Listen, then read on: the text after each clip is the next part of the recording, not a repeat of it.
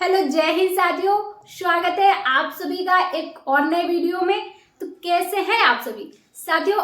आज के सेशन में हम लोग बात करेंगे आरपीएफ कांस्टेबल एंड एसआई के बारे में, क्योंकि इससे संबंधित अभी 2 दिन पहले एक लेटर आया हुआ है और वो लेटर बहुत तेजी से वायरल हुआ और उस पर वीडियोस भी बने। उस लेटर में ये सारी बातें थी कि आपका जो आरपीएफ है, आरपीएफ कांस्टेबल और एसआई की वैकेंसीज आने वाली है। हालांकि वो लेटर पब्लिक के लिए नहीं था, विभागीय लेटर था, लेकिन किसी कारणवश किसी ने वो लेटर पब्लिक कर दिया तो सभी को जानकारी मिल गई इसकी। हालांकि जानकारी सभी के पास हो गई, ये अच्छी बात है, लेकिन वो जो लेटर था वो बाहर के लिए नहीं था, विभाग के लिए था कि इस पर जो है आपकी वैकेंसी आने वाली है, काम शुरू कर दिया जाए। तो चलो अच्छा ही है, आप लोगों को पहले से पता चल गया कि वैकेंसीज आने वाली है। तो जब ये लेटर आया उस टाइम से 1-2 दिन हो गए, बहुत ज्यादा विद्यार्थी कमेंट्स कर रहे थे कि बता दीजिए आरपीएफ के बारे में, क्या है क्या नहीं है, क्या कुछ है, कब तक वैकेंसी आएंगी, एग्जाम कब तक होगा और क्या इसकी क्वालिफिकेशन और एग्जाम पैटर्न रहने वाला है। उन सभी चीजों पर हम लोग बात करेंगे। तो देखो, सबसे पहले ये समझ लो फॉर्म कब तक आएंगे। अगर हम लोग फॉर्म की बात करें इसकी, तो इस वर्ष तो नहीं आने के, 2023 में तो ये फॉर्म नहीं आने के, किसी कारण नहीं, किसी भी हालत में 2023 में तो नहीं आएंगे। फिर कब आएंगे? ये आएंगे आपके 2024 में, 2024 में आएंगे। अब 2024 में कब आएंगे? जनवरी में आएंगे, फरवरी में आएंगे, मार्च अप्रैल, कब तक आएंगे? तो ये ऐसा भी नहीं कहा जा सकता कि नहीं 2024 लगने के तुरंत बाद आ जाएंगे, जनवरी में ही आ जाएंगे। ये आपके आ सकते हैं फरवरी या मार्च में, फरवरी या मार्च में संभावना है, फरवरी या मार्च में आने की। ठीक है।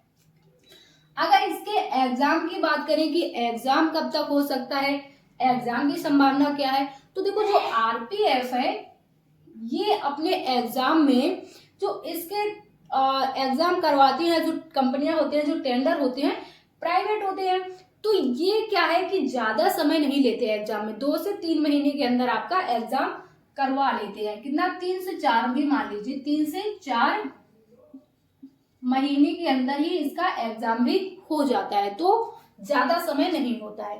देखो, आरपीएफ की वैकेंसी आ रही है, इससे आपको फायदा क्या है? जो विद्यार्थी यूपी पुलिस में हाइट से रह जाते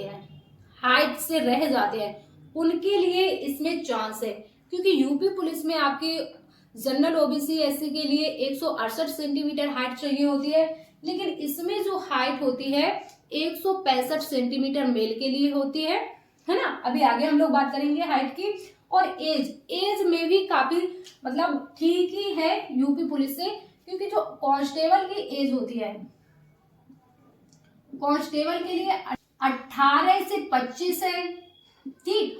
और जो एसआई की होती है, एसआई की एज होती है 20 से 25। ये बड़ी बात है, जो हाई एज है दोनों की ही समान है। एसआई के लिए 20 से 25 और कांस्टेबल के लिए 18 से 25। यूपी पुलिस में 18 से 22 रहती है जनरल ओबीसी के लिए, है ना। तो यहाँ पर एज में भी थोड़ा आपको मिल रहा है, लेकिन हालांकि ये है कि कोविड के चलते इसमें एज रिलैक्सेशन भी देखने के लिए मिल सकता है, तो अभी आप परेशान नहीं होंगे, ठीक है।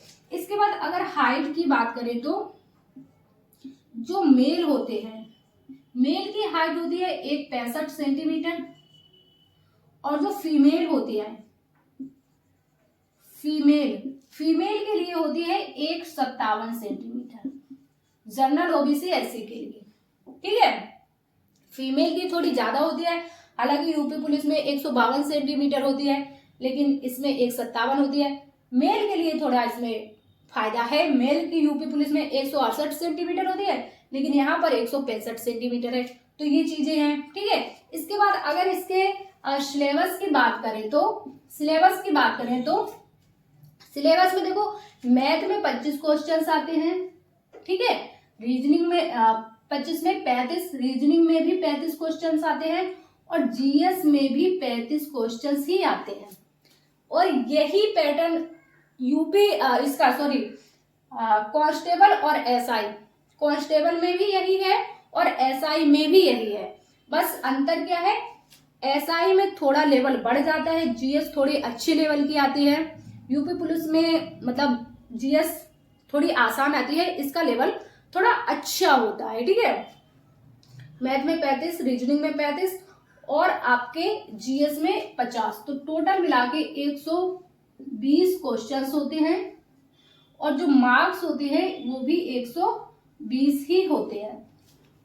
120 क्वेश्चंस, 120 नंबर के। टाइम जो मिलता है आपको इसमें 90 मिनट का मिलता है, 90 मिनट का टाइम मिलता है। नेगेटिव मार्किंग भी होती है 1/3 की, 1/3 की इसमें नेगेटिव मार्किंग भी होती है। तो ये है इसका एग्जाम पैटर्न और सिलेबस ये है।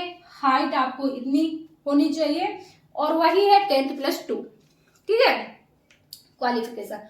तो ये चीजें हैं, आप लोग देख लीजिए अच्छे से। आरपीएफ की भी वैकेंसी आएगी, उसकी भी आप यूपी पुलिस की तैयारी कर रहे हैं, दिल्ली पुलिस की तैयारी कर रहे हैं, सभी मतलब सेम ही है, बस थोड़ा लेवल अप डाउन है।